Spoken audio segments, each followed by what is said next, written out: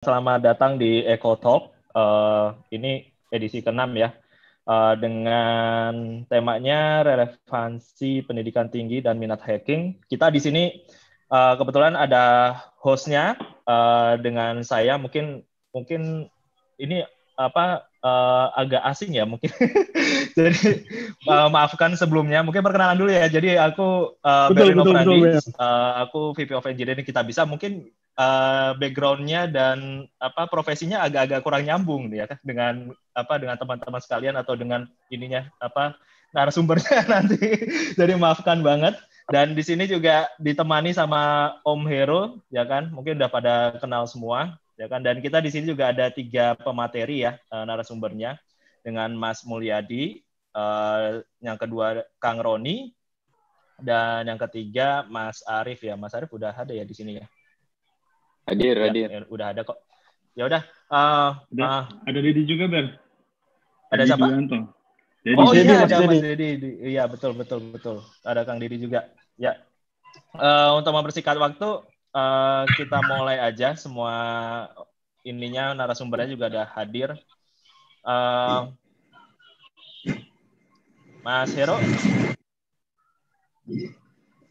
Ya, siap. Ini koneksi internet aku agak-agak kurang stable, jadi maafkan kalau misalnya nanti agak ini ya, sering disconnect sendiri. Mungkin untuk pertama bisa langsung ada Mas Mul tuh, Mas Berry bisa langsung presentasi dulu. Perkenalan dulu lah, perkenalan. Ya, sambil perkenalan. Kenalan hostnya. Oke. Baik, selamat sore semuanya. Terima kasih udah mau hadir ya secara virtual di Eco Talk yang ke-6. Kalau saya lihat mungkin memang teman-teman mungkin jarang lihat saya di Eco Talk terakhir waktu itu ikut bantu-bantu tuh waktu di Hack in the Zoo yang udah lama banget lah. Nah, sekarang udah sekian tahun berlalu, sekarang udah gabungnya di Eco Talk yang secara virtual ya kan. Oke, kalau nama ya seperti yang ditulis di title, namanya Mulyadi, dan dulu ditulis di situ dosen. Memang betul dulu senior saya tuh Mas Hero dulunya mengajar di salah satu SMIK di Bekasi ya kan, ajarnya yang nggak jauh-jauh dari komputer, Linux gitu kan, karena pekerjaannya juga sampai sekarang nggak jauh-jauh juga dari Linux dan open source. Kalau keterkaitan dengan security, pekerjaan saya itu memang sekarang ada sedikit keterkaitan memang, karena sekarang ini ada kebutuhan untuk di kantor itu untuk hardening operating system khususnya yang berbasis Linux di beberapa distribusi. Jadi mungkin enggak dari perspektif yang security yang biasanya, tapi kali ini dari sisi hardeningnya. Kalau pakai Linux kurang lebih udah dari 98, berarti udah 20 tahun ya kurang lebih. Mulai dari Red Hat 52 sampai sekarang yang CentOS 7, CentOS 8. Kurang lebih begitu untuk background saya. Gimana moderator, lanjut presentasi atau gimana?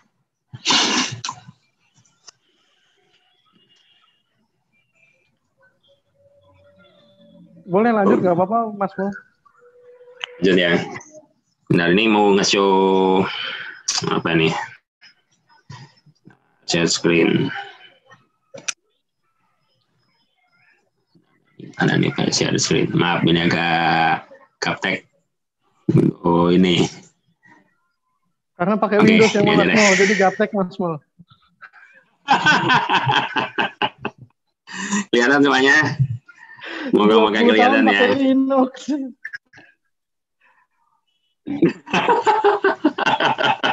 20 tahun akhirnya. Tapi beneran, saya sempat gagap pakai Windows pada saat Windows 7 itu. Saya sempat gagap, dan itu bukan guyonan Mas Hero. Sempat gagap dan sempat bingung loh. Loh kok timeline kok jadi begini. Ini dulu menu yang kelihatan di Windows 9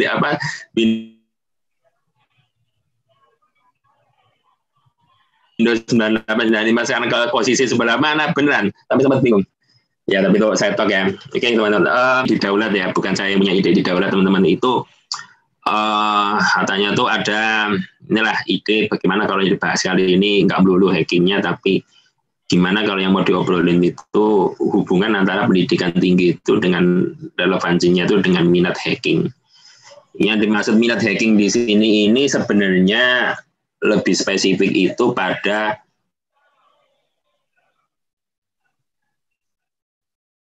Mas Mul, putus-putus. Bukan hanya fun-nya, tapi lebih pada bagaimana kalau saya itu ingin mengembangkan karirnya. Terus pokoknya whatever yang saya mau, bukannya seperti itu. Ini hacking yang benar-benar become as profesional. Ya, jadi kalau hacking yang mau hobi, ya mungkin relevansinya jauh banget. Tapi kalau ini ngomongnya karir, ya, lebih ke arah karir atau intinya itu sesuatu yang mau kita kembangkan itu secara sangat serius yang mudah-mudahan akan rezeki yang halal ya tentunya. Oke, ini emailnya kalau mau ngobrol-ngobrol itu sekaligus untuk Google Talk ya, atau korespondensi email. Nah, pertama ini yang mau saya warning ini pertama adalah yang dibahas ini kaitannya atau nantinya yang akan didiskusikan bareng-bareng itu adalah efek pendidikannya. Efek pendidikan tingginya, jadi bukan titelnya atau gelar atau apapun yang kalau katanya salah satu yang sering nongol di TV itu katanya titel itu hanya membuktikan pernah sekolah, katanya begitu. Itu saya lumayan setuju. Titel itu cuma membuktikan pernah sekolahnya. Nah yang mau kita bahas itu pendidikannya.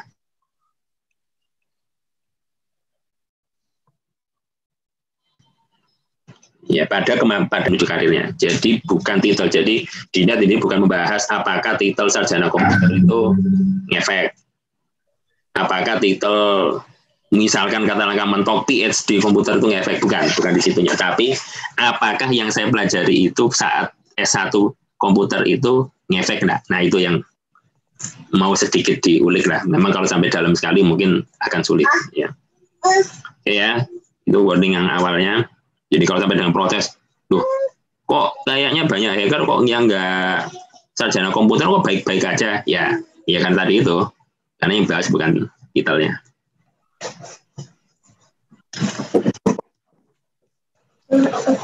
Oke. Tadi pada saat saya membuat slide ini, saya berpikir itu yang mungkin perlu kita sepakati itu adalah kadang-kadang dalam pembicaraan itu hal seperti ini yang kadang itu berputar-putar antara ayam dan telur mana yang duluan, itu harus disepakati dulu.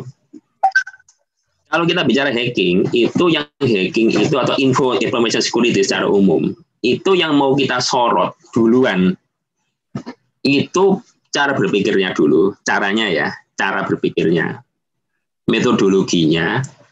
Atau yang sering kadang-kadang kita belakangan ingin langsung rada instan itu apakah penggunaan tools yang abrek itu macam-macam yang kalau mau nyebut toolsnya security itu ya isinya kali Linux itu ya itu toolsnya security ya kan.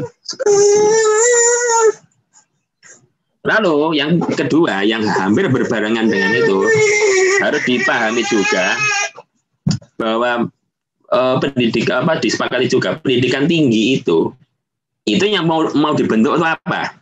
Ini pun juga kadang-kadang itu juga terjadi kebingungan.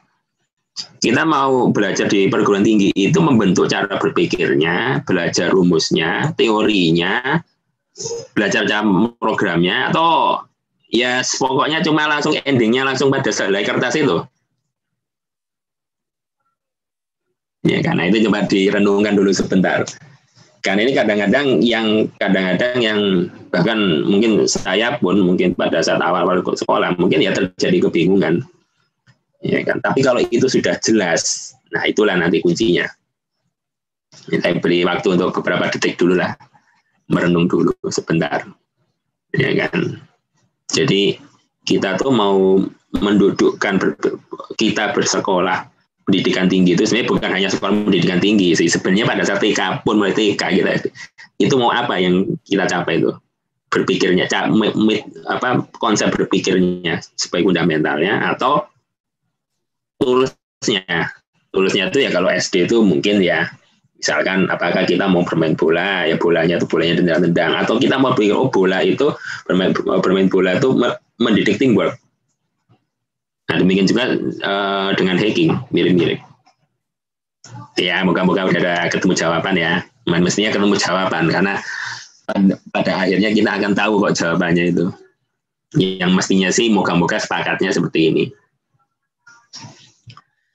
Jadi menurut saya kita itu akan nyambung dan kita menurut saya juga akan dalam tanda petik itu survive itu kalau bersumbernya itu pada cara berpikir. Survive ya, bukan sekedar ngerti, survive. Contoh paling gampang, karena ini yang pasti diajarkan kalau kita pada saat bikin program terlepas apakah teman-teman itu kuliah atau cuma SMA, SMP, pasti akan berpikir seperti ini. Sebelum mulai bikin program, pakai bahasa pemrograman apapun, pasti minimal lah, walaupun kita nggak pakai flowchart lah ya, saya ini juga nggak yakin sekarang ada yang mau repot-repot bikin flowchart dulu gitu ya. Itu alur programnya itu akan seperti apa? Ya, alur program itu minim lah. Kita kalau percabangannya if dan else-nya mau di mana, ya kan? Mau bikin prosedurnya minim banget namanya, mau dikasih nama apa. Kalau itu pun masih nggak terpikir ya minimal deh variabelnya ada berapa. Itu pasti akan terpikir. Nggak mungkin kan langsung ketik. Ya udah saya ketik aja print f lah atau print ln kalau dulu pakai Pascal. Itu kemungkinan itu kecil itu. Pasti kita minim akan terbersit. Program saya harus ngapain ya. Nah itu aja sudah menunjukkan bahwa awal mula dari program itu cara berpikir. Bukan bahasa pemrogramannya, cara berpikirnya.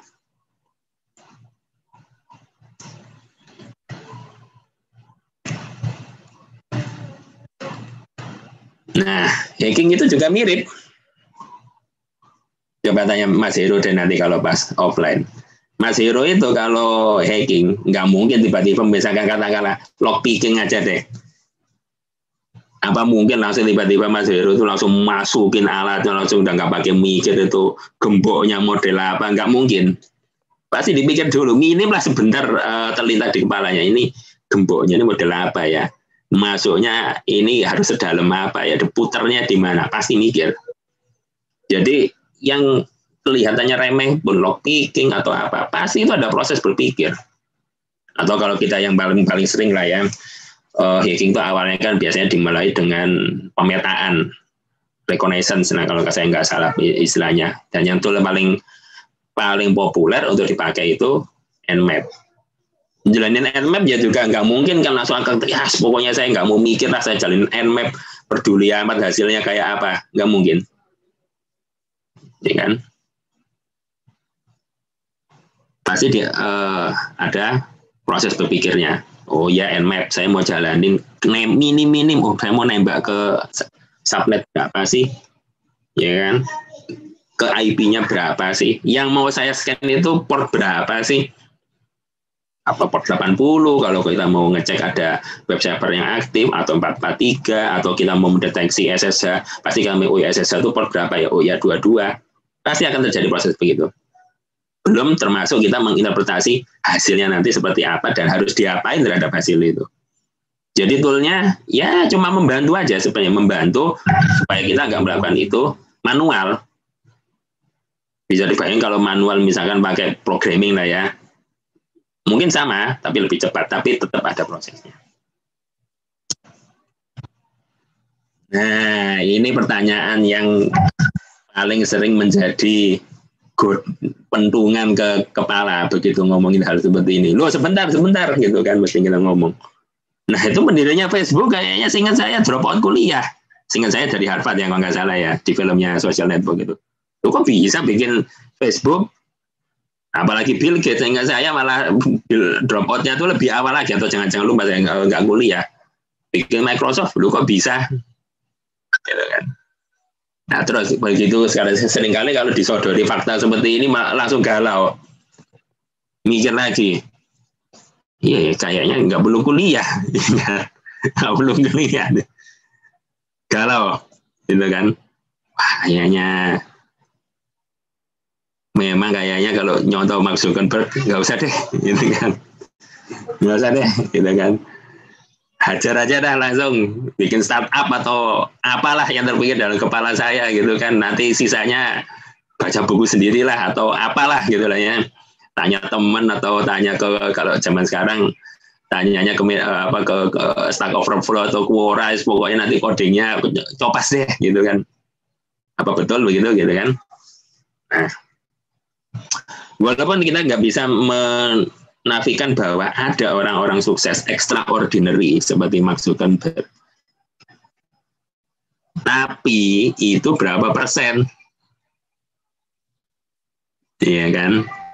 Dan mereka pun itu sebenarnya kalau dipikir-pikir pun itu ya sebenarnya ya tidak melepaskan diri sepenuhnya dari teori-teori atau apapun metodologi berpikir yang sebenarnya ya diolah juga di perguruan tinggi.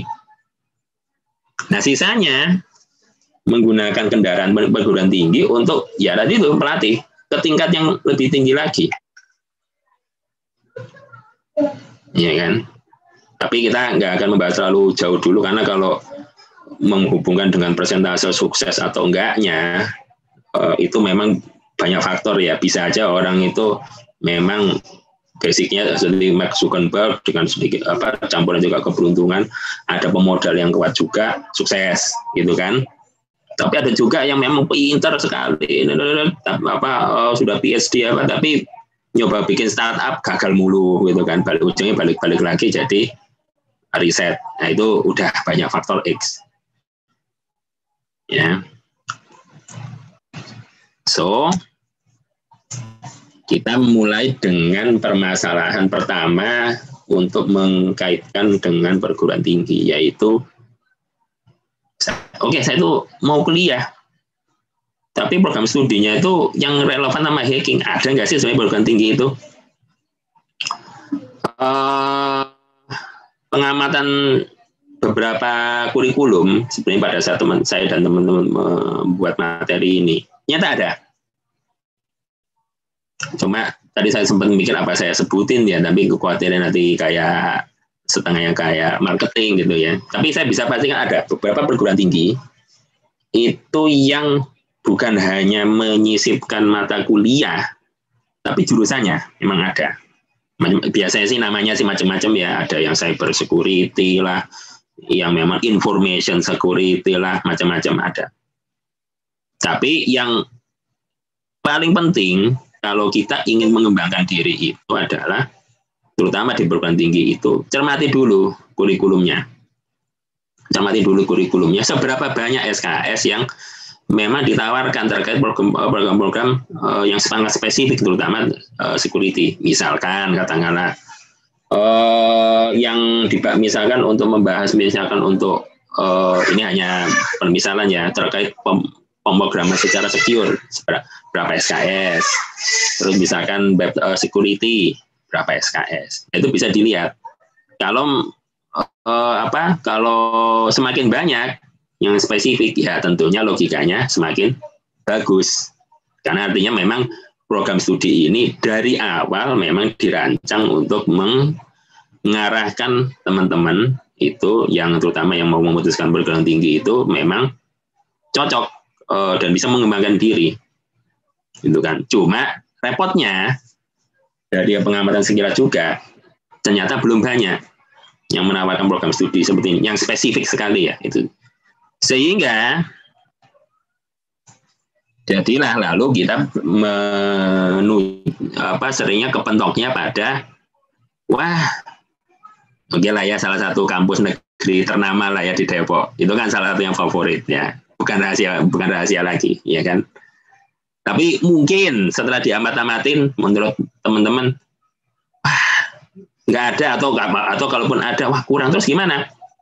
Nah, ini sudah rada subjektif. Tapi menurut saya itu nggak perlu berkecil hati. Kenapa? Karena security itu, menurut saya, itu karena lagi-lagi kalau kita berangkat dan sepakat memang dari itu basic berpikir, maka itu bisa dikompensasi tetap dengan hal-hal yang ya sebenarnya umum juga ditemui di jurusan-jurusan komputer, di 3 S1 atau apapun namanya itu. Jadi kita perkuat aja basic pemrograman, karena pasti semua jurusan sistem informasi, komputer science, ilmu komputer itu pasti belajar dasar-dasar pemrograman dan algoritmanya. Nggak mungkin enggak, ya kan? Nah sambil itu perkuat minimal 1. Kalau zaman saya dulu sih C atau C++. Ya zaman mungkin sekarang teman-teman basicnya itu Java, nggak masalah. Ya kan Java, C++, apa sekarang Python, mau pakai Ruby, boleh apapun, minimal 1. Kenapa? Karena pada saat kita kuliah itu bukan, menurut saya itu era di mana kita itu belajar banyak, bukan, tapi kita belajar 1, mempraktekkan apa yang kita mulai olah di otak.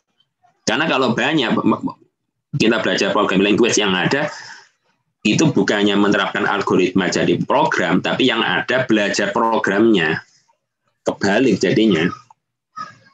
Waktunya jadi habis untuk belajar programnya, tapi mengolah algoritma itu jadi program malah jadi sedikit. Nah itu juga perlu ditunjang misalkan dengan hal-hal yang lain, misalkan menurut saya yang perlu ya juga untuk misalkan jaringan komputer. Kenapa? Karena ya kalau enggak kita jadi kesulitan memahami apa subnetting, networking itu bagaimana, cara kerjanya TCP/IP itu bagaimana, itu semua dibahas sebenarnya di perguruan tinggi. Cuma mungkin kadang-kadang kita nggak awas, lupa.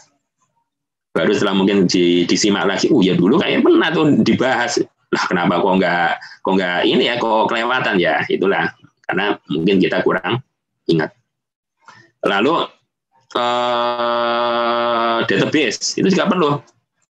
Yang dimaksud database di sini bukan belajar seperti MySQL-nya ya, tapi hal-hal seperti misalkan normalisasi tabel, ya kan, query itu bagaimana, ya kan,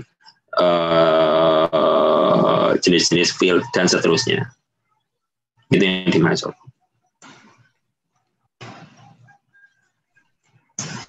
Nah, bagaimana kalau kita ternyata pada saat sambil kuliah itu ternyata ketemu satu hobi yang sekilas nih ya, kayaknya kok rada jauh dengan security.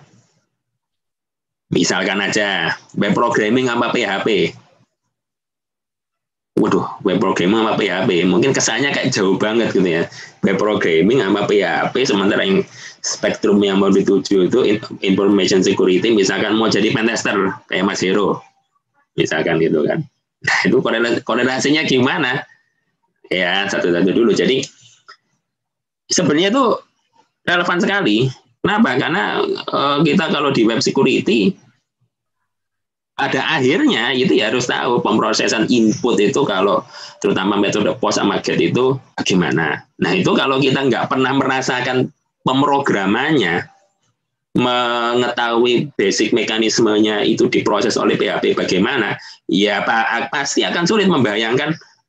Ini sebenarnya pada saat saya intercept itu apanya sih yang diintercept, pasti akan kesulitan bayangkan. Kenapa? Codingnya aja nggak pernah, sekedar memprogram apa ya, shopping chat lah ya kalau zaman saya dulu, nggak pernah ya kan, menjadi membayangkan itu mau dimanipulasi atau diberi sisipan query itu, membayangkan itu pasti akan sulit sekali. Mungkin bisa tapi akan sulit.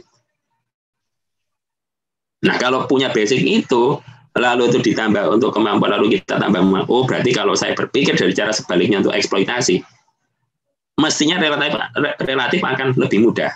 Relatif ya, pasti akan lebih mudah. Masih banyak contoh-contoh lain mungkin yang tapi mungkin yang paling gampang membayangkan itu. Jadi mungkin kita web programming sama PHP. Saya tadi sempat mau bikin contoh satu lagi, misalkan sebenarnya bagaimana kalau itu kelihatan lebih remeh lagi. Ini sekalian aja langsung secara kita. Gimana kalau hobinya itu pasang WordPress? Ini install lah, yang install sama plugin-nya lah gitu ya, sama setting-setting. Saya tadi sempat mikir itu mau jadiin contoh, tapi mungkin kelihatan kayak recehan banget nih, tapi nggak apa-apa lah. Misalkan kalau hobinya itu, atau bisanya cuma itu, misalkan lah, waktu kuliah sambil belajar gitu kan, hobinya itu bagaimana? Kalau menurut saya pun itu masih relevan. Misalkan kita tahu bahwa sekarang ini banyak eksploitasi terhadap WordPress, ya kan, terhadap plugin-nya lah ya. Nah sekarang kita bayangkan nggak pernah megang WordPress-nya, nggak pernah tahu itu plugin-nya caranya kerja gimana. Suatu saat ada exploit-nya WordPress.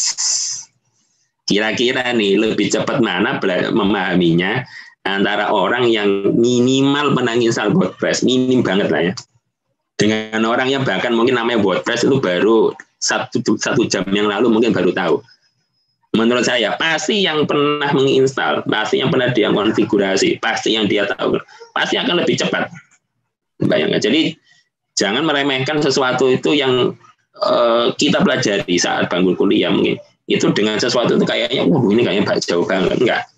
Karena yang dipentingkan itu adalah memahami mekanisme, bukan WordPress-nya, bukan PHP-nya. Oke.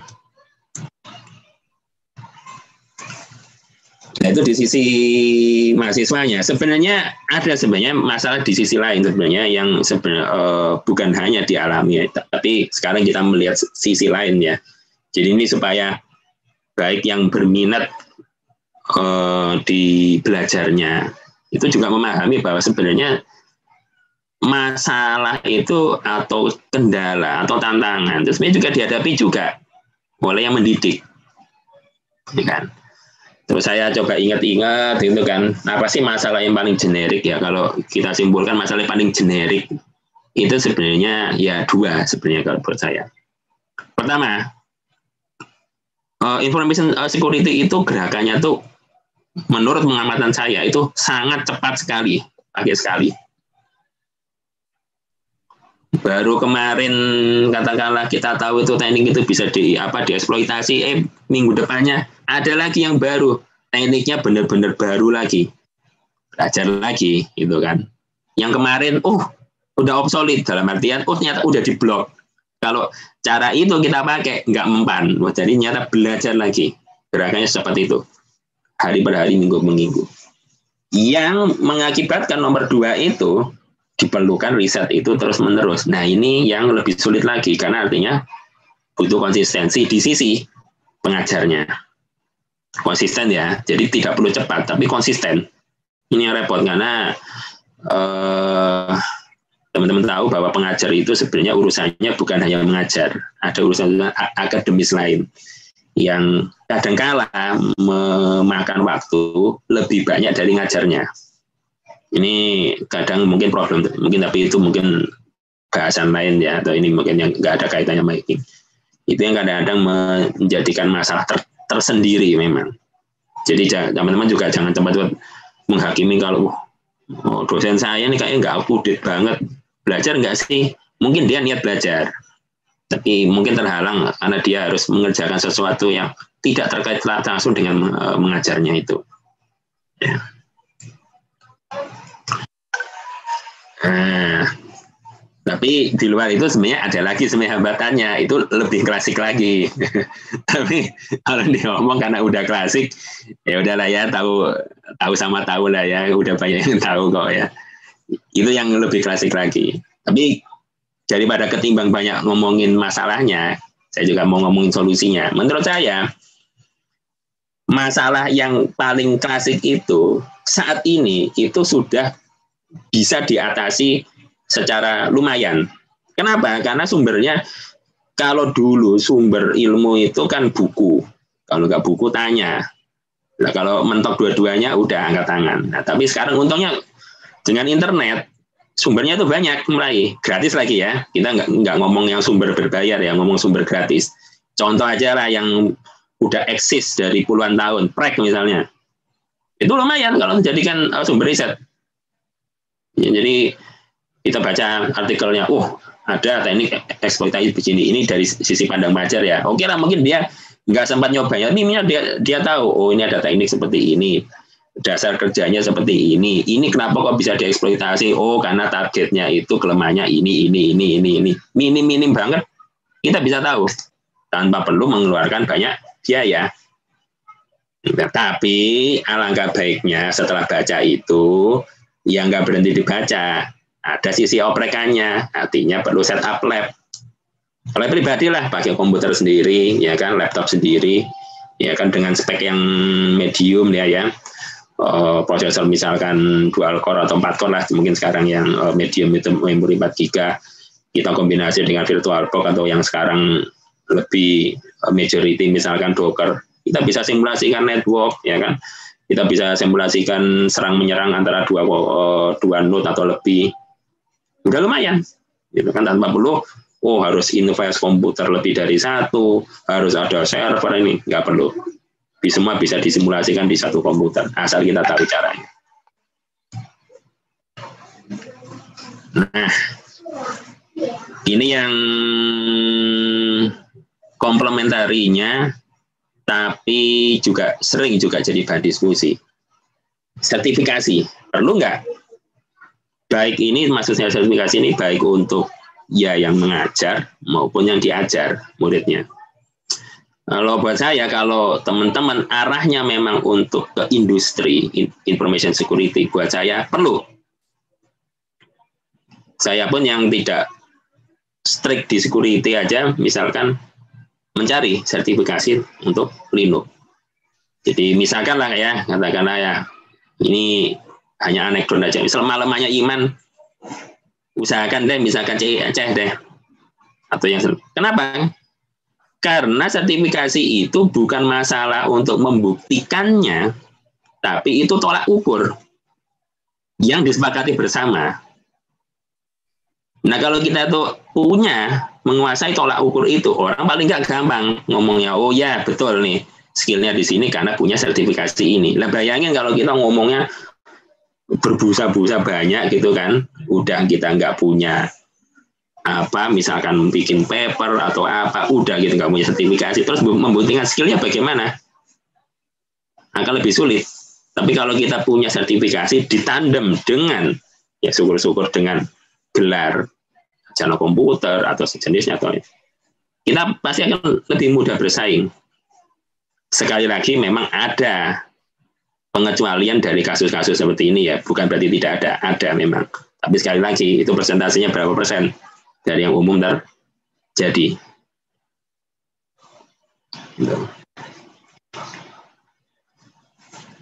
Nah, terus udah dapat sertifikasi, udah dapat ilmunya, sehingga ya logically kita dapat gelarnya. Bagaimana? Kita tentu berharap bisa bekerja. Bagaimana peluangnya? Nah, untungnya peluangnya kalau menurut saya ya sudah cukup bagus. Tanpa menyebut nama secara spesifik, ya kan, sudah semakin banyak perusahaan-perusahaan ini betul skill security. Yang dimaksud betul skill security di sini memang perusahaannya itu core bisnisnya security, seperti ya ada beberapa foundernya ikut yang mendirikan perusahaan, bisa nanti tanya-tanya gitu kan secara offline, maupun yang dia sebenarnya bukan perusahaan security tapi di dalamnya butuh skill security untuk mengamankan, ya kan, untuk mengaudit, ya kan, sehingga tahu oh sistemnya ini aman atau enggak. Atau contohnya misalkan nama-namanya secara spesifik ya di industri, jadi pentester, security analyst. Ya ini yang lagi mulai agak ngetren, cuma saya nggak tahu tuh orangnya kayaknya bakal jadi Superman ya, namanya tuh DevSecOps. Artinya tuh ya developer, ya security, ya operation, nyambung jadi satu. Kalau sekarang kan yang paling mainstream kan DevOps. Ini saya lupa antara DevSec atau DevSecOps, kurang lebih seperti itu. Jadi campur semua. Nah, tapi yang perlu diperhatikan supaya lebih ada daya saing yang bisa membuat kita tuh lebih mudah diterima. Itu kalau kita tuh punya track record. Track record yang dimaksud di sini ini bukan sesuatu yang gelar ya atau sertifikasi, tapi yang kita kerjakan. Contohnya nih, ya contoh. Pernah mungkin teman-teman ingat, misalkan yang ini memang yang mau masuk angkatan kerja ya, bukan yang sudah kerja. Pernah mungkin nulis di blog pribadi yang misalkan ulas satu security, atau kirim paper misalkan ini ya, ini sekalian promosi, kirim paper ke IDSecConf, terus dipresentasi, gitu kan, atau punya GitHub, repository GitHub isinya script-script yang kalian bikin sendiri. Kalau ada, walaupun itu pasti bukan world class ya, tanpa bernarsum remehkan siapapun, itu akan membantu. Karena orang jadi tahu, oh iya, Recruiter tahu bahwa ilmu kita itu, gelar kita itu memang menghasilkan sesuatu. Menghasilkan sesuatu itu karena ada proses berpikir. Hasilnya itu. Kalau nggak ada hasilnya, ya recruiternya mentoknya akan berpikir begini, oh ya pintar memang, IPK-nya sekian, proses bagian ini, tapi begitu hasilnya apa ya? Nah, mulai ada keraguan pada yang mau merekrut kita karena nggak ada sampelnya. Kalau dibilang, loh, gelar itu kan sampelnya, bukan. Kalau menurut saya gelar itu konsekuensi logis dari proses belajar. Tapi kalau apa yang ditulis di blog, apa yang mau kalian presentasi, nah itulah resultnya dari proses berpikir kita. Jadi sekali lagi yang ada itu proses, hasil. Ulang lagi, dari hasil itu diamati jadi proses lagi, menghasilkan sesuatu. Itulah sebenarnya budaya dari hacking atau hacker itu sendiri sebenarnya yang saya pahami. Jadi mengamati, hasilkan sesuatu, program atau apa, atau riset, hasil riset, dipaparkan, disempurnakan lagi, ada prosesnya lagi, hasil ditingkatkan lagi, sampaikan lagi. Terus begitu. Nggak ada hasilnya, maaf, tidak ada endingnya. Endingnya ya pada saat kita udah nggak kuat atau kita udah meninggal. Ya, jadi recapnya bahwa pendidikan tinggi itu sebagai rangkaian ya dari pendidikan, bukan berdiri sendiri. Rangkaian pendidikan mulai dari kita saat TK, PAUD maupun sampai itu berperan itu membentuk proses berpikir. Ya. Kedua, supaya kita tidak keliru mencari pendidikan tinggi yang seyogianya itu mendukung kita jika kita memang mau menancapkan diri di information security, itu ya cari dan teliti kurikulumnya. Jangan asal comot.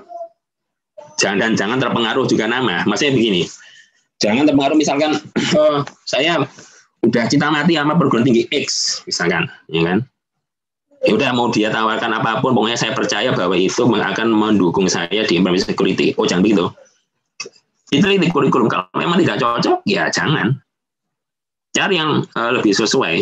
Karena yang sekali lagi itu yang mau kita bentuk itu adalah bukan kita tuh lulusan perguruan tinggi mana, tapi kita tuh dibentuk untuk information security. Nah, di sisi lain, yang ini juga harus sambil diamati, tapi memang agak sulit kalau kita terutama dari sisi yang mau belajar ya, bahwa kita harus sebagai pendidiknya itu harus terus update ilmu. Seringkali yang terjadi itu muridnya disuruh update ilmu, yang mendidik enggak. Nah, ini seringkali tercermin misalkan pada saat proses perkuliahan itu jadinya malah yang ada itu dosennya diajarin nama muridnya. Gitu ya. Sehingga terjadi gagap. Akhirnya hasil yang kita harapkan, kita ingin mempertajam diri, mengasah diri proses pikir atau meningkatkan kompetensi kita di information security, jadinya malah nggak tercapai. Tapi memang ini agak sulit karena memang kita mengetahui kompetensi pengajar itu ya kadang-kadang ya repotnya ya tahunya pas dia mengajar. Titelnya sih mungkin kita sering kadang silau ngelihat titelnya, panjang banget PhD ini.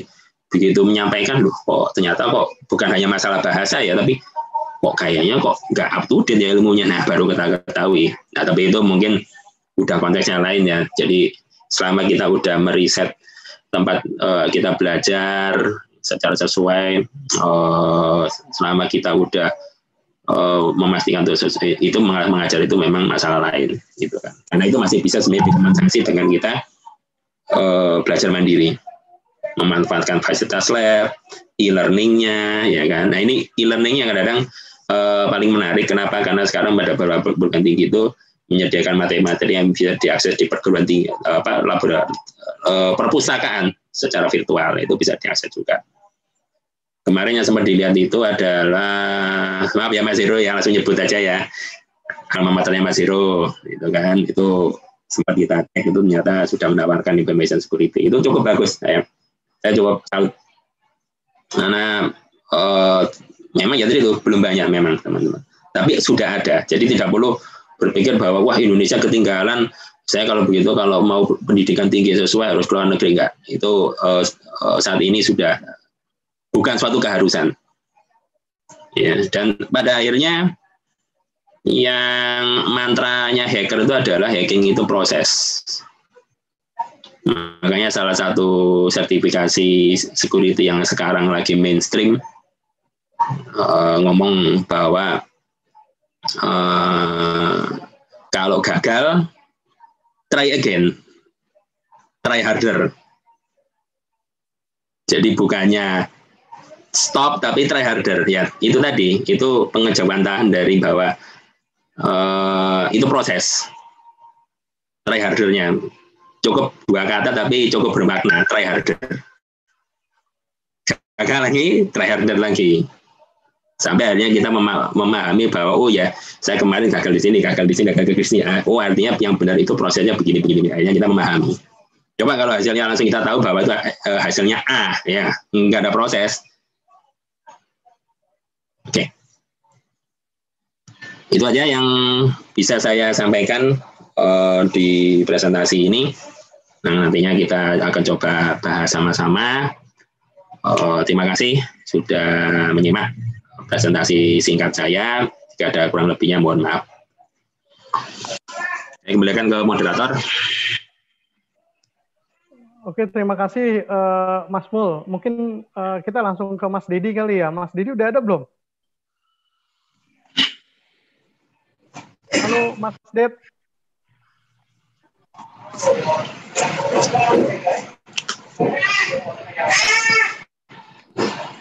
Halo, Mas Dedi.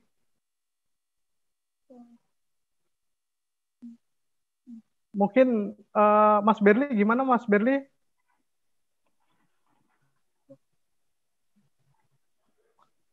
Mas Roni? Mas Mul, mungkin gini. Jadi, mana? Ada Dedi, Mas Dedinya. Halo, Mas Ded.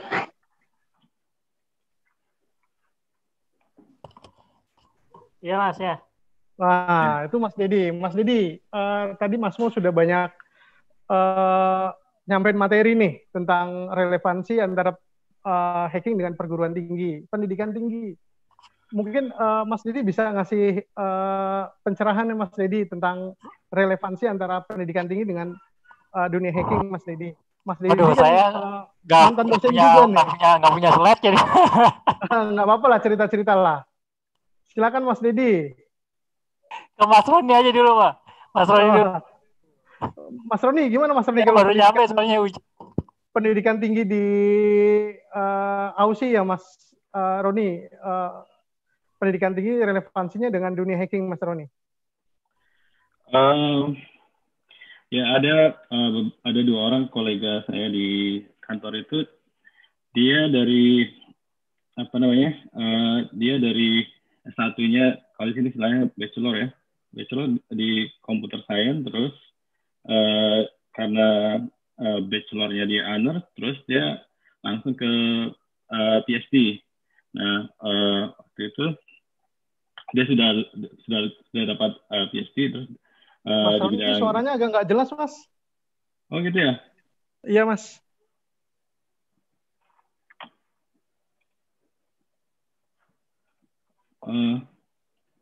Ya, udah jelas belum Mas Ref? Kurang jelas, tapi nggak apa-apa. Masih bisa didengar sih. Ya, jadi begitu dia memang dari S1-nya, terus kemudian langsung ke S3 di bidang komputer science. Terus waktu itu saya lihat dia skripsinya tentang eksploitasi kernel gitu, karena memang dia bidang di situ eksploitasi di bidang kernel, dan memang ada gitu dia kerja di dunia IT security consulting, terus backgroundnya di bidang sesuai gitu, di bidang IT security juga. Kemudian satu lagi teman kantor tuh di UK, dia dokter juga. Saya lupa dokternya, tapi kemungkinan banyak kan sih di komputer science juga. Terus selama ini sih risetnya sama juga tentang di kernel di Linux dan di macOS gitu. Jadi rata-rata mereka istilahnya kalau orang sini kan dibilangnya linear ya, dari S1-nya sampai S3-nya itu di bidang computer science gitu, terus konsentrasi di bidang IT security gitu. Ya silakan Mas Ro. Mas Berli, silakan Mas Berli.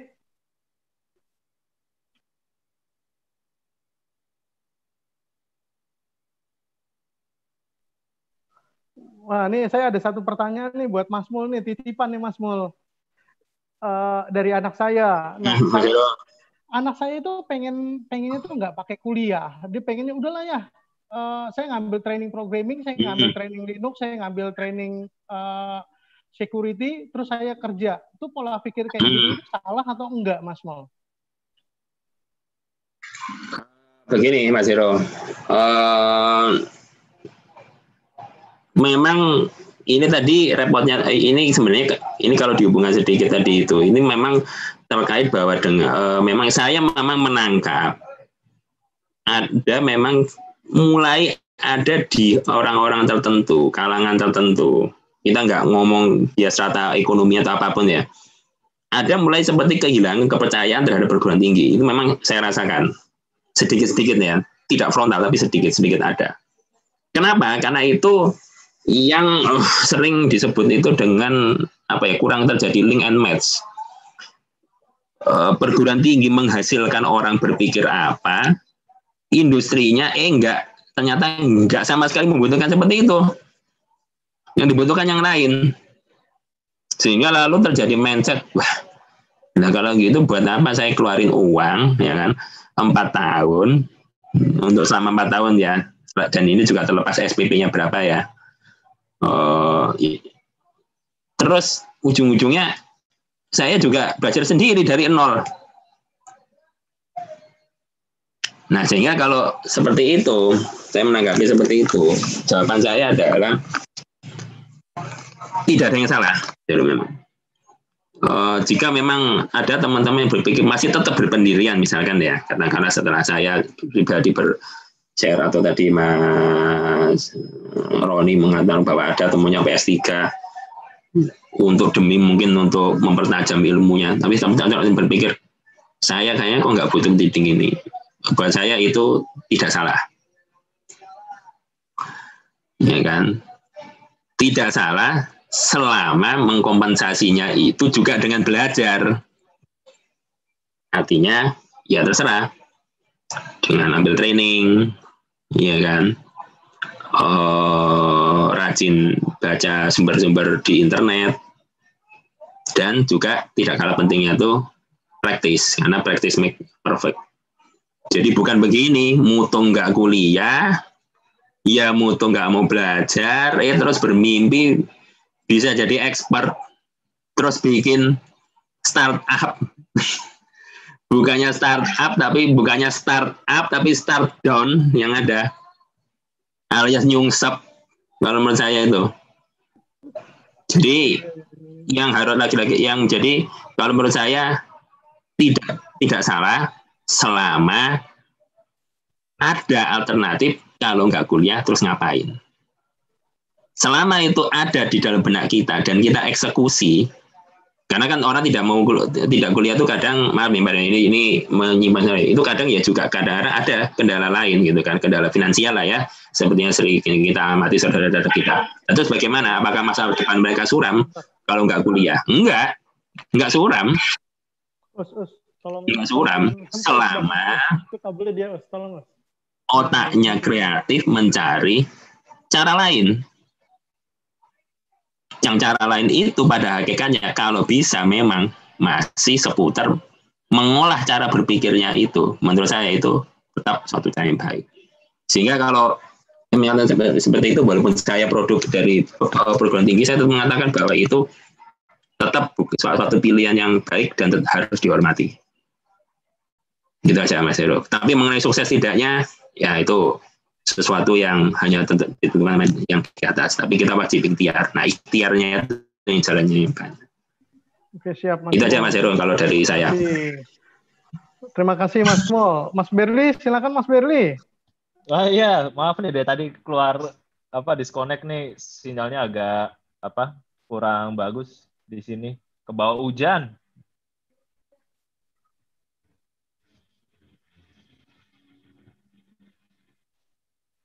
Wah, tadi juga ini ya Mas Mul udah presentasinya udah bagus banget.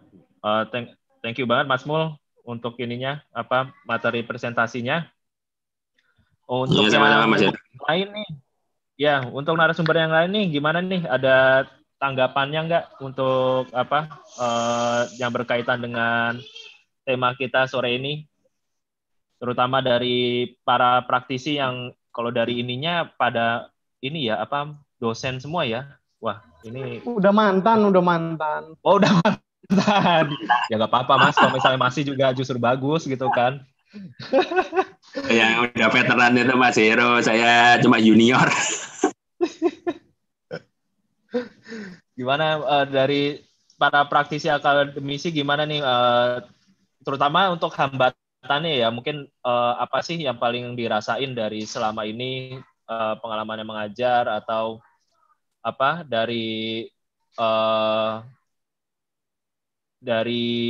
apakah dari dunia pendidikannya juga mereka cukup suportif atau perkembangannya dalam hal keamanan informasi kurikulumnya bagaimana? Ada tanggapannya mungkin dari Kang Dedi gimana? Kang Dedi? Ya, untuk kurikulum harusnya ke Om Heru itu dibalik jadinya. Karena kan dia... Kang Heru di sini jadi host, Mas. Iya, harusnya dibalik gitu ya. Jadi sebenarnya sih Mas Det, banyak kampus yang udah menerapkan kurikulum nih, kurikulum security, tapi yang ngajarnya itu kayaknya nggak ada. Ya, karena nyari praktisi security memang benar-benar susah tuh Mas. Ya, gimana, tadi makanya Mas kan menarik tadi yang Mas Mul bicarakan tadi kan di slide materi di awal tadi gitu kan, antara dibutuhkannya para dosen itu dia juga harus meneliti gitu kan, meneliti untuk mengikuti perkembangan zaman untuk dunia IT security. Apalagi kan tadi untuk IT security, apalagi kalau kita ngomong masalah vulnerability sih ya, pasti setiap hari pasti ada vulnerabilities baru. Nah, itu juga yang yang harus diikuti di masing-masing tadi para praktisi di dosen khususnya ya, untuk bisa share ya pengetahuan itu ke para mahasiswanya. Kalau yang paling penting tadi yang berkaitan dengan masalah pendidikan tinggi dan juga masalah sertifikasi. Itu kan tadi ada dua hal yang berbeda kalau menurut saya ya. Kalau di Indonesia pada umumnya, khususnya untuk masalah misalnya pemerintahan gitu kan ya, mereka lebih banyak ke gelar akademik. Gitu. Mereka lebih condong ke gelar akademik dibandingkan untuk masalah sertifikasi yang profesional. Gitu. Tapi beda lagi ketika kita ngomong dunia industri, gitu. Ngomong dunia industri. Ketika kita bicara ke dunia industri, mereka kan tadi lebih fokusnya adalah ke skill. Skill itu tadi tetap harus membutuhkan tadi gelar yang dari pelatihan tadi yang Mas Mol bilang minimalnya C gitu. minimalnya receh gitu kan, minimalnya untuk membuktikan. Karena kalau saya lihat di ini apalagi nanti ada Bang Amar tuh yang udah punya perusahaan sendiri gitu kan, punya perusahaan sendiri untuk IT security. Nah, ketika kita misalnya mengikuti tender-tender misalnya ya, proyek-proyek di pemerintahan atau proyek-proyek di swasta, itu pasti selalu ada. Pertama yang dibikin statementnya adalah gelar akademiknya dulu. Minimal misalnya pentesternya S1, teknik informatika, sistem informasi. Nggak ada tuh pentesternya S1 ekonomi, nggak ada. Iya, nggak ada itu. Saya nggak pernah mendapatkan pentesternya minimal S1 ekonomi atau hukum gitu kan. Tapi S1 teknik informatika atau sistem informasi itu satu. Baru yang kedua akan dijabarkan pelatihan gelar yang teknikalnya gitu. Minimalnya tadi C gitu kan. Atau yang sekarang untuk masalah teknikal OSCP gitu, minimalnya. Jadi memang tadi kalau kita lihat di perkembangan saat ini, kedua hal itu nggak bisa terpisah gitu. Jadi ketika misalnya hanya membutuhkan gelar akademik, tapi pasti sekarang ada membutuhkan gelar yang non akademik dari pelatihan-pelatihan yang tadi sudah terstandarisasi gitu. Terstandarisasi, contohnya misalnya terstandarisasi internasional misalnya. Tapi kan sekarang di Indonesia itu kan sudah ada lembaga pelatihan untuk memberikan kompetensi, uji kompetensi. Gitu. Tujuannya untuk apa? Untuk melihat kemampuannya sesuai dengan standar yang diterapkan. Makanya di Indonesia kan sudah ada tuh lembaga uji kompetensi. Gitu. Kalau misalnya kita misalnya nggak bisa ngikuti sertifikasi internasional, tapi tetap aja kita sebagai pentester untuk masuk ke IT security sudah ada tuh persyaratannya, misalnya harus ada lembaga lulus ujian sertifikasi dari profesi gitu. Jadi memang saat ini kebutuhan hal-hal akademik dan non akademik itu bagi saya itu mutlak gitu, itu mutlak. Beda lagi yang misalnya cuman dipinjam CV-nya. Jadi dipinjam sertifikatnya nih dari orang lain gitu ya, kalau udah banyak nih dipinjam, tapi yang mengerjakan yang bawahannya yang nggak ada gelar gitu. Karena kan ada juga beberapa yang memang dia ngambil banyak sertifikasi gitu. Dia ngambil banyak sertifikasi gelarnya. Jadi untuk misalnya untuk masalah proyek segala macam dia ngambil banyak sertifikasi, tapi untuk masalah teknikalnya dia berikan ke misalnya anak buahnya yang belum tersertifikasi. Seperti itu banyak juga tuh hal-hal itu seperti itu terjadi gitu. Makanya sekarang ada juga rata-rata setiap misalnya kita melihat misalnya dari KAK atau RFP dari masalah-masalah yang ada di proyek-proyek yang ada, itu pasti yang pertama gelar akademik, dan selanjutnya mengikuti adalah gelar non akademik yang tadi berkaitan dengan sertifikasi kemampuan teknisnya gitu. Jadi itu dua hal yang menurut saya secara subjektif itu nggak bisa terpisah gitu. Kita misalnya dan mempunyai kemampuan tinggi gitu ya, tadi kemampuan skill tinggi, tapi kalau misalnya kita nggak mempunyai gelar gitu ya, gelar yang mumpuni, artinya sertifikasi yang memang dipersyaratkan, ya itu kita biasanya nggak bisa gitu. Kita biasanya nggak bisa, walaupun udah jago gitu, tapi tetap ada persyaratan gitu. Persyaratan harus sertifikasi, harus gelar akademiknya apa. Nah itu biasanya kebanyakan kayak gitu. Kebanyakan di dunia industri ya, di dunia industri maupun di pemerintahan sama-sama seperti itu gitu. Jadi itu menurut pandangan saya. Jadi antara tadi yang misalnya anaknya Om Hero Debian gitu, misalnya dia hanya mengikuti pelatihan. Oke, pelatihan berarti kan dia nanti akan dapat sertifikasi dari technical gitu. Ketika misalnya syarat pertama harus lolos untuk gelar akademik. Gelar akademik minimal tadi S1 gitu. S1 sistem informasi atau teknik informatika gitu. Minimal ya, ini contoh.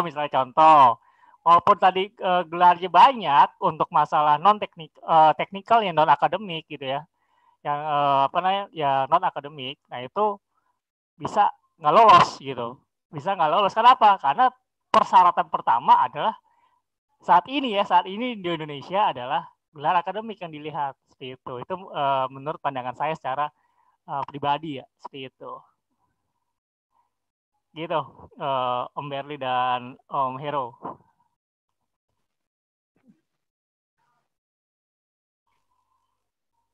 Oke, terima kasih Mas Dedi. Mungkin kita tanya lagi nih ke Mas Arief ya. Mas Arief ini mantan mahasiswa nih Mas Arief. Dulu ketika kuliah untuk kebutuhan bekerja sebagai IT security gimana Mas Arief? Mungkin Mas Arief bisa cerita, bisa kenalan dulu. Silakan Mas Arief. Oke, Om Hero. Om Hero ini adalah guru saya nih, dosen saya nih waktu kuliah nih. Gue mulu. Jadi ya, jadi sebenarnya untuk relevansi dari hacking dan kuliah itu sendiri, kalau bagi saya ketika waktu kuliah, Mas Arief kenalan dulu, Mas Arief, banyak yang belum kenal tuh. Waduh, Sorry ya, Mas Arief nama dipotong, saya kenalan Arif. dulu. Siap. Nama saya Arif. Pekerjaan saya sebagai tech support. Kalau titel narasumbernya sebenarnya di sini sebagai mantan mahasiswa yang nyaris nggak lulus. Jadi saya nggak tahu juga ini narasumber yang kayak gimana. Karena ini dijebak aja nih sama Om Roni nih.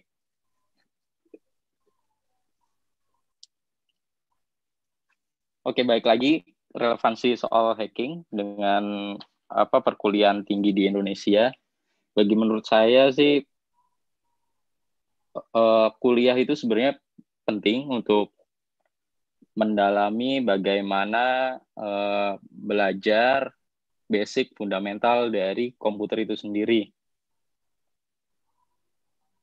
Karena tanpa basic itu sendiri, meskipun kita udah punya mindset dari hacking, itu akan pada saatnya nanti kita akan kewalahan bagaimana melakukan solve dari sebuah problem karena tidak tahu bagaimana problem itu bisa terjadi.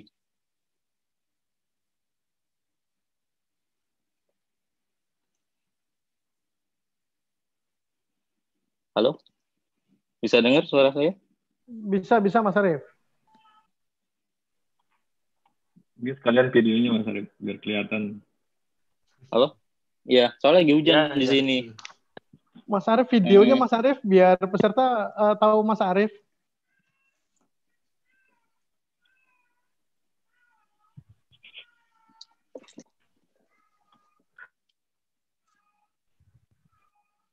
Halo?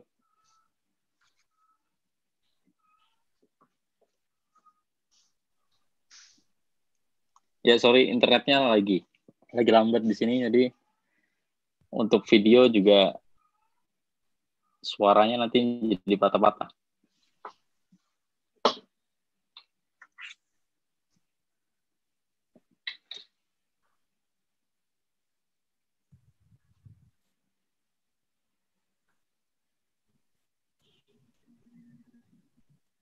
Halo? Halo, silakan dilanjut Mas Arief. Oke. Lanjut Mas Arief. Jadi begitu Mero. Hubungan dari perkuliahan tinggi di Indonesia dengan dunia hacking ya itu tadi kuliah itu sangat penting untuk belajar dari fundamental dari komputer itu sendiri, bagaimana komputer itu bisa bekerja. Tanpa belajar itu semua, mindset dari hacking yang kita miliki itu nggak akan begitu bermanfaat ketika kita ketemu dengan permasalahan yang harus kita coba untuk selesaikan. Misalnya ketika kita bekerja sebagai seorang konsultan, mungkin kita bisa menemukan sebuah bugs, vulnerability tertentu. Namun kalau kita misalnya tidak tahu vulnerability itu sendiri bagaimana bisa terjadi, itu akan menyusahkan kita sendiri sebagai konsultan ketika harus menjelaskan kepada klien kita bagaimana sih, kenapa hal itu bisa terjadi, lalu bagaimana buat menanganinya.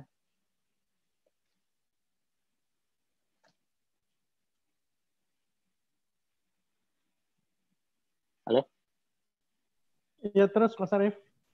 Ya, oh iya, masih balik ya. Masih Mas Arif. Oke.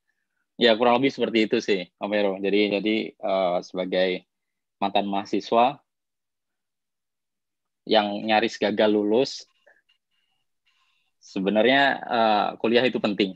Jadi tolong buat adik-adik yang masih kuliah, kalau bisa kuliahnya yang benar-benar, karena kuliah itu cukup penting. Oke, terima kasih Mas Arif. Mas Arif ini mahasiswa saya dan sekarang jadi atasan saya ini. Silakan Mas Berli, mungkin langsung tanya jawab aja Mas Berli ya. Oh, mau langsung tanya jawab aja nih berarti nih. Silakan. Oh iya, ini nanti ada sesi kuis juga ya. Ini kuisnya berhadiah dari mochi kita. Mochi kita by Om Hero.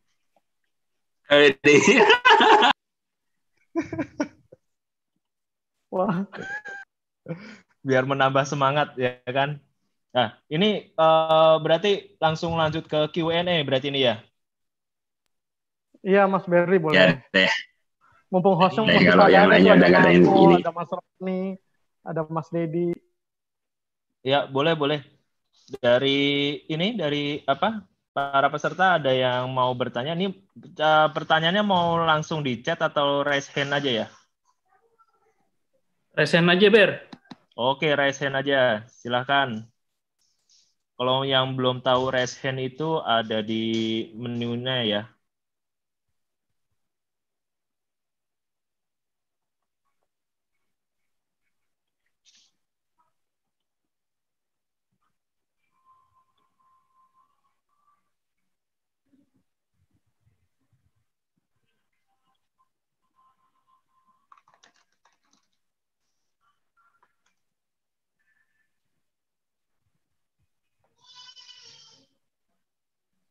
Ya, yang mau bertanya silahkan langsung raise hand dengan di fitur Zoom-nya ya. Nanti akan di-unmute dari kita.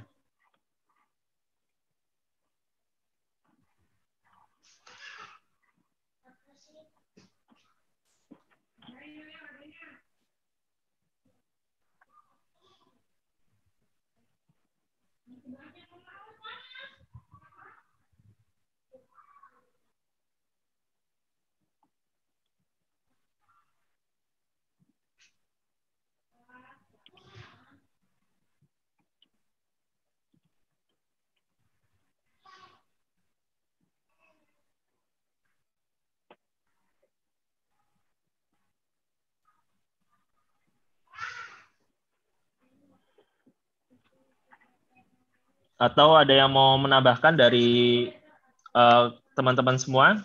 Ada yang memberi tanggapan dari yang sudah dijabarkan oleh Mas Mul ataupun Kang Dedi sama Mas Arif tadi?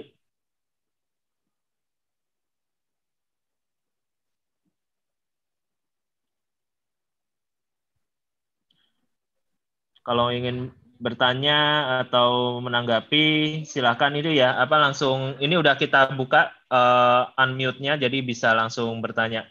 Ayo silakan.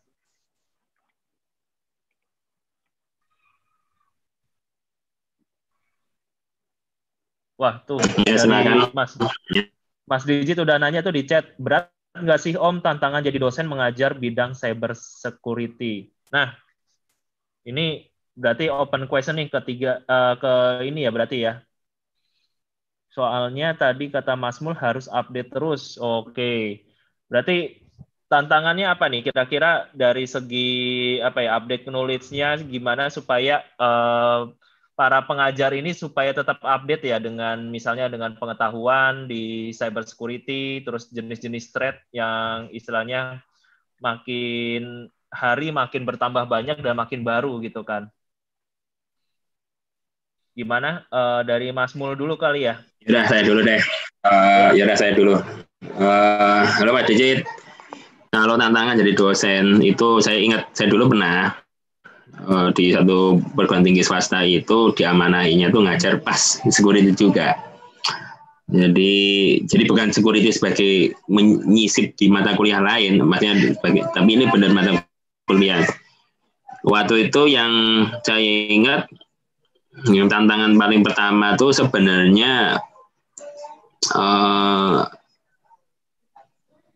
di pembukaan ini yang saya ingat itu hari pertama itu bagaimana itu membuka wawasan dulu itu kenapa sih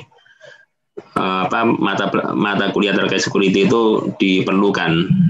Saya waktu itu pakai contoh kasus apa ya waktu itu ya, ada contoh kasus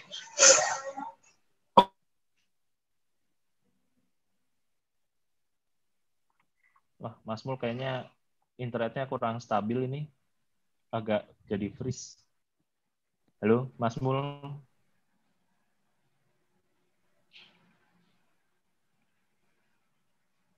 Mas Mul. Wah, lagi freeze nih.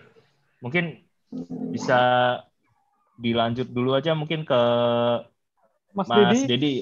Ya, Mas Dedi. Sambil nunggu Mas Mul bergabung lagi nih. Gimana Mas Dedi tanggapannya? Kan open question kan Mas Heru. Mas Heru. Wah. Suaranya kurang besar nih, Mas Dedi. Ya. Nah. Ya, tadi yang pertanyaan dari Digit ya.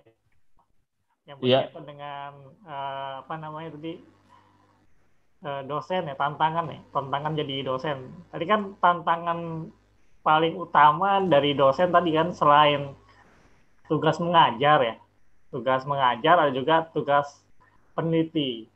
Nah itu yang sebagai tantangan. Nah itu yang tugas yang meneliti itu yang membutuhkan kalau menurut saya secara subjektif itu membutuhkan tadi rajin baca berkaitan dengan teknik-teknik baru atau kerentanan baru dan lain sebagainya berkaitan dengan keamanan cyber gitu. Karena kan masing-masing kerentanan biasanya ada kontrol-kontrol baru yang harus diterapkan. Nah, kontrol-kontrol baru itu otomatis juga yang tadinya misalnya nggak ada di dalam standar kontrol yang kita ajarkan misalnya di dalam kurikulum ya. Tapi dengan adanya kerentanan baru itu otomatis ada tambahan kontrol baru dan itu hal-hal itu juga yang harus bisa di share ya, yang harus bisa diberikan ke para mahasiswa yang ada di mata kuliah keamanan cyber tadi. Jadi kalau menurut saya tantangan terberatnya adalah di penelitian, gitu, di penelitian dan juga tadi perkembangan dari masalah-masalah security. Tadi Mas Mul bilang kan, kalau dulu kan masalah security ya paling cuma di network, terus juga di aplikasi, terus juga di server gitu kan. Artinya masih umum masalah-masalah kita ambil contoh aja lah. Paling dulu kan zaman-zamannya dulu gitu ya, saya mengajar misalnya untuk masing-masing resiko atau juga masing-masing ancaman zaman dulu beda dengan ancaman zaman sekarang gitu. Nah itu yang ancaman-ancaman itu juga yang harusnya berkembangnya zaman otomatis makin banyak ancaman-ancaman yang ada. Kalau zaman dulu misalnya waktu saya mengajar gitu ya, belum ada tuh yang namanya IoT cloud. Otomatis belum ada masalah cloud security. Otomatis belum ada materi untuk IoT security. Tapi sekarang sudah ada IoT dipakai, cloud dipakai, ada juga masalah security-nya, dan itu yang harus kita bisa menjabarkan di materi-materi tersebut. Gitu. Cloud security, IoT security itu merupakan, kalau menurut saya, merupakan sebuah ilmu baru ya, ilmu baru, otomatis teknologi baru gitu ya, teknologi baru. Dulu kan zaman-zamannya dulu saya ngajar masih VPS biasa gitu, belum mengenal cloud dulu, belum ada cloud itu, pasti VPS. VPS berarti keamanan di sisi server, keamanan di sisi jaringan. Tapi ketika misalnya kita bicara sekarang udah ada cloud, udah ada IoT, otomatis celah keamanannya, ancamannya beda, ya ancaman antara cloud, IoT beda, otomatis kontrol terhadap ancaman tersebut yang harus perhatikan. Nah, itu salah satu bagi saya ya, secara subjektif itu tantangan kalau misalnya kita mau menjadi dosen di cyber security. Apalagi di cyber security kan luas. Ada yang kalau kita bicara, ada yang sifatnya kalau sekarang kan ada lagi yang blue team, red team, purple team gitu kan.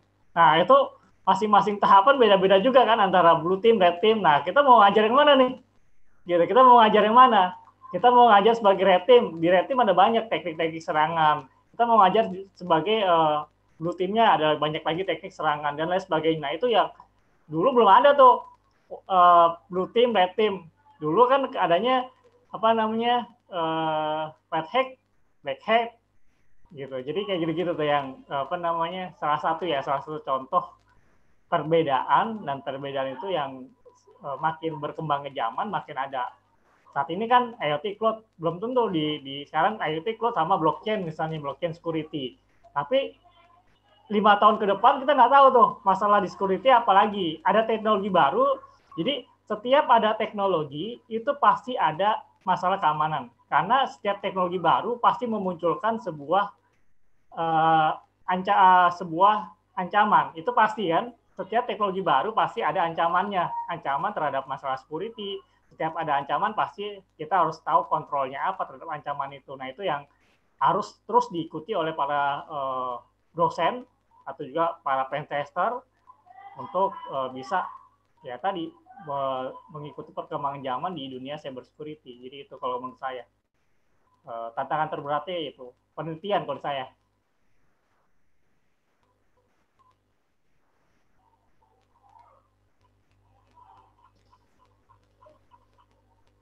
Oke. Menarik banget dari ini ya jawabannya Mas Dedi ya, lebih ke penelitian ya. Nah ini juga ada Mas Mul kayaknya udah masuk lagi. Mungkin untuk ininya untuk mempersingkat waktu kita lanjut ke pertanyaan berikutnya ya dari Mas Angger Cahyadi. Sekarang kan banyak ya yang udah mengerti cyber security, bahkan ahli seperti reverse engineering, buffer overflow skill, bugs bounty, tapi concern-nya adalah mengingat adanya undang-undang ITE bagaimana menanggapinya. Nah, ini gimana nih tanggapannya? Jadi dari skills yang kita punya ya kan untuk meretas, untuk memasuki sistem orang. Nah, kita tapi tetap harus bermain dengan undang-undang ITE nih yang ada nih, ya kan. Nah, ini kira-kira tanggapannya gimana nih? Mungkin dari siapa nih? Dari Mas Mul ya, karena tadi sempat disconnect. Iya. Oke. Berarti ini ya Mas Berli ya, jadi kaitannya antara kemampuan hacking tapi harus gimana caranya nggak melanggar hukum. Gitu ya berarti ya? Iya, betul.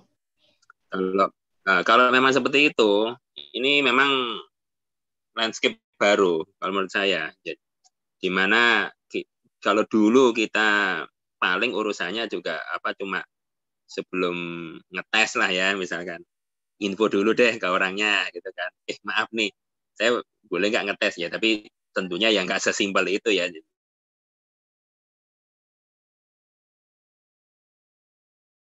Ya harus ada beban. Sekarang ada hukumnya. Sekarang bagaimana? Minimal ingin benar-benar profesional ya, minimal kalau bisa nih ya, walaupun memang terdengar ini agak membosankan.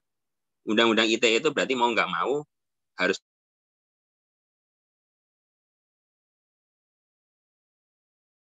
dipahami. Jadi kita supaya tahu juga batasan-batasannya. Atau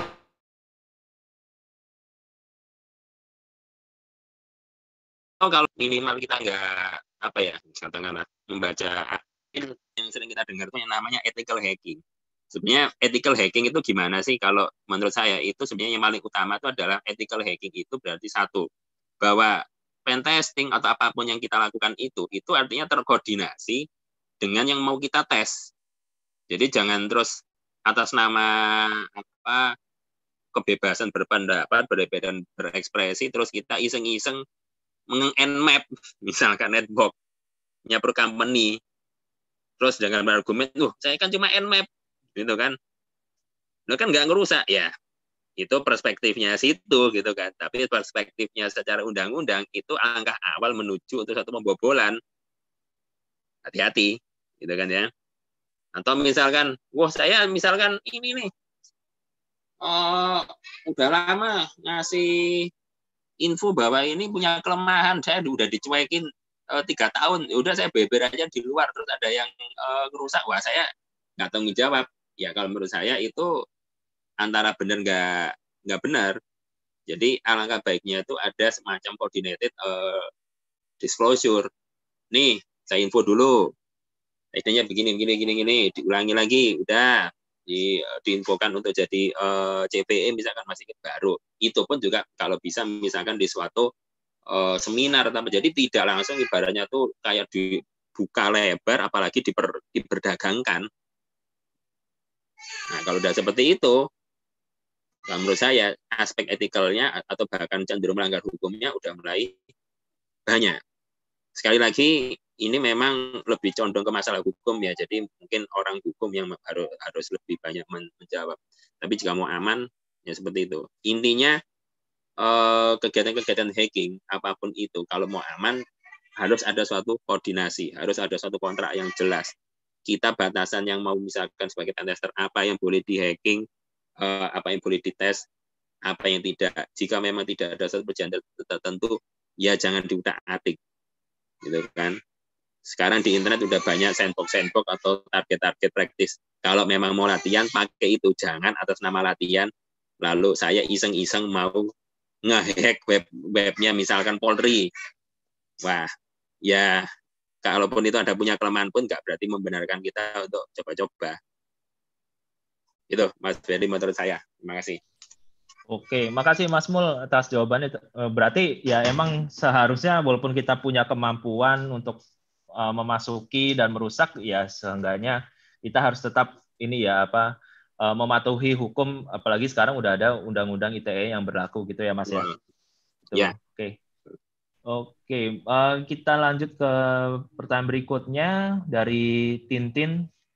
Nanya dong para suhu, kalau ngajar security gitu suka dikerjain sama mahasiswanya nggak ya? Waduh, kayak ngejajal dosen gitu. Terus kalau ada kayak gitu, gimana cara menghadapi? Nah, ini mungkin paling cocok langsung nanya ke mahasiswanya nih, Mas Arif. Gimana nih Mas Arif nih? Mas Hero. Waduh. Gimana nih? Pernah ngejajal nih? Gimana nih? Kalau dari sisi mahasiswa, menurut saya, ini dari sisi mahasiswa nih. Jangan melakukan mencoba nge-troll gurunya. Itu bukanlah hal yang bagus. Tapi kalau misalnya kalau mau ngisengin dosennya, mending buka emailnya, dilihat contoh soal yang akan dikirimkan sebelum ujian. Itu aja, udah. Itu email gue bukan, Bang. Waduh, itu yang merah. Ini kayaknya pengalaman pribadi dong. Ini ya. Kayaknya malah Mero kali ya.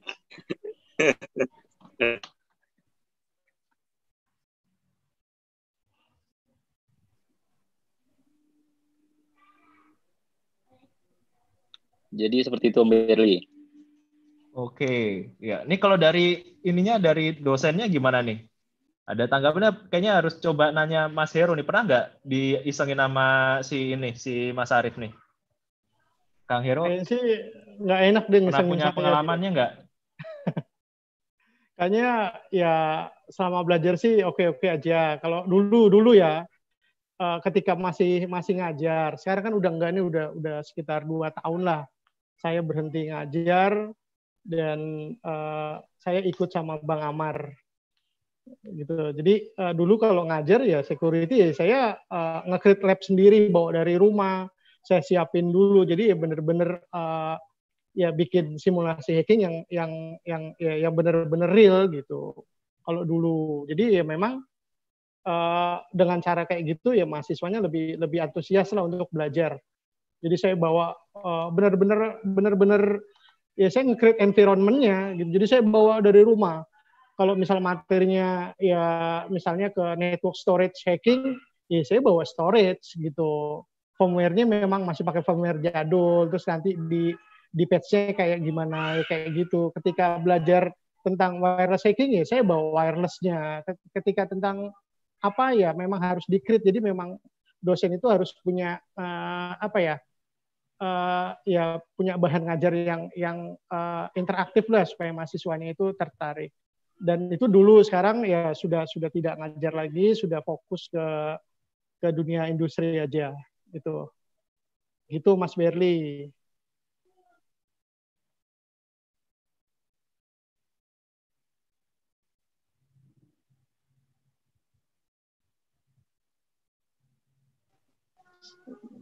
Ya Mas Berli, itu dari saya sih tadi. Tambahan dari saya. Nah, Boleh nggak? Boleh. Ya, silakan Mas Dedi. Ya, kalau misalnya tadi dosen misalnya dia mengajar information security. Kalau misalnya dia sampai dikerjain sama mahasiswanya, berarti dia belum safe, belum aman. Artinya apa? Dia belum bisa menjalankan apa yang akan diajarkan itu. Jadi kalau menurut saya secara subjektif, jadi dosen itu ya harus dia bisa mengamankan aset yang ada dalam diri dia. Misalnya tadi dia harus bisa mengamankan misalnya laptopnya dia sendiri. Biar apa? Biar nggak diisengin sama mahasiswanya. Tapi ketika misalnya ada dosen yang misalnya justru dikerjain sama mahasiswanya. Dosen keamanan informasi, dia ngajar gimana cara menjebol, tapi ternyata justru laptopnya dia dijebol sama mahasiswa. Nah itu bagi saya salah banget itu. Siapa saya? Dosennya salah. Artinya apa? Bener-bener setuju saya tuh Dia Mas nggak Dedi. bisa menerapkan kontrol keamanan terhadap laptopnya dia sendiri. Nah itu yang banyak problem di situ. Gitu, itu yang banyak problem. Jadi tadi ini saya inginkan dengan pertanyaan yang di bawahnya nih berkaitan dengan masalah profesional sebagai tandem dosen. Nggak perlu gitu. Kalau misalnya si dosen itu sudah benar-benar menerapkan apa yang akan dia ajarkan atau apa yang akan dia sampaikan kepada mahasiswa. Jadi ketika dia misalnya memberikan tentang keamanan komputer, ya dia harus bisa mengamankan komputer dia sendiri gitu. Jangan sampai tadi ada mahasiswa yang iseng mencoba ngetes komputer ya atau laptopnya dosennya itu gimana, aman atau enggak. Itu salah satu hal. Terus yang lain misalnya ketika ada sebuah perguruan tinggi yang sudah menerapkan mata kuliah keamanan informasi misalnya. Dia juga harus sudah bisa menerapkan keamanan terhadap sistem informasi yang ada gitu. Jangan sampai ada justru ada saya pernah dengar ada sebuah perguruan tinggi ternama gitu ya di Indonesia. Dia jualannya berkaitan dengan cyber security gitu. Kurikulumnya dia banyak cyber security. Tapi saya dapat informasi bahwa justru informasi akademiknya kebobolan sama mahasiswanya sendiri. Wah, itu failed banget bagi saya.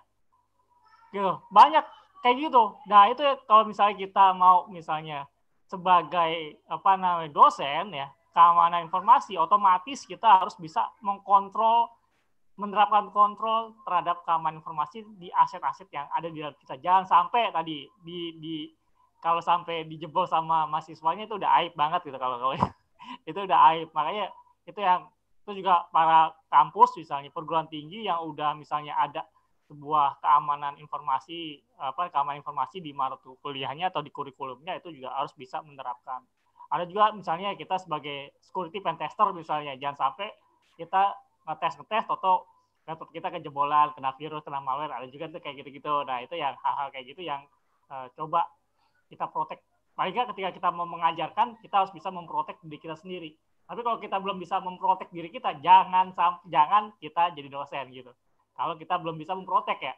Karena tuh kalau misalnya di Islam, ya kalau di Islam ya, kita kan harus bisa mengamalkan dulu. Kalau kita udah mengamalkan, baru bisa dikasih tahu amalan itu ke orang lain. Gitu. Tapi kalau kita misalnya memberikan amalan ke orang lain, tapi kita belum mengamalkan, itu nggak baik. Gitu. Itu kalau dari saya kayak gitu. Makanya kita amalkan dulu tentang cyber security di dalam diri kita. Ketika misalnya kita sudah yakin, kita sudah menerapkan, kita bisa memberikan itu ke para mahasiswa. Seperti itu. Itu terakhir buat dari saya.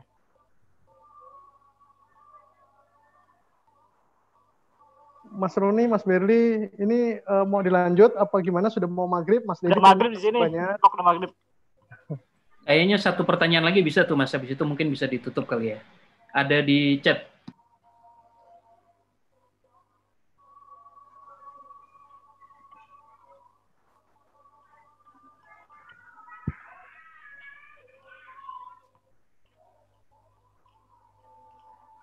Apakah sertifikat seminar online seperti ini bisa mendukung? Nah, ini sekarang lagi ngetren ya, masalah-masalah online, materi-materi online, nah itu bisa dijadikan referensi ya.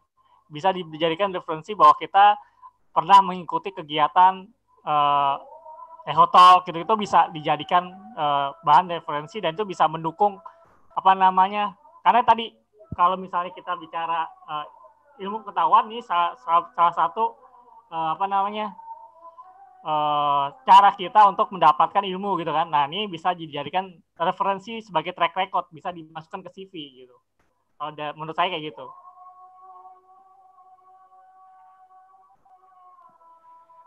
Nah, kalau dari Mas Mul gimana Mas Mul? Mungkin bisa ditambahin? Kalau mengenai kegiatan itu bisa dimasukkan karena terutama kalau kegiatannya relevan ya dengan yang kita tuju, itu bisa, mau itu ngikut seminar, ngikut itu e-learning, itu boleh-boleh aja dicantumkan. Sama seperti saya dulu pernah nulis, kita cantumkan.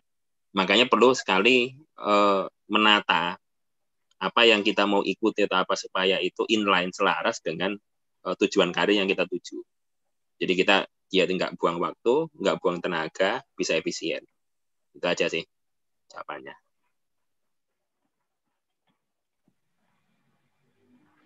Oke, makasih Mas Mul. Mas Heru gimana? Mau dilanjut atau kalau misalkan ada satu pertanyaan lagi nih terakhir banget nih? Udah maghrib ditutup kali. Udah maghrib ya? Mas Ajis. Gitu ya? Ya udah mungkin bisa ditutup kali ya. Gimana? Bisa ditutup, Mas? Iya, oke. Terima kasih buat semuanya yang sudah hadir di acara Ehotalk. Ya, semoga hari ini bisa nambah ilmu ya dan pengalaman. Kami tim Eho minta maaf jika terdapat kekurangan dan kesalahan. Mungkin itu aja. Terima kasih banyak.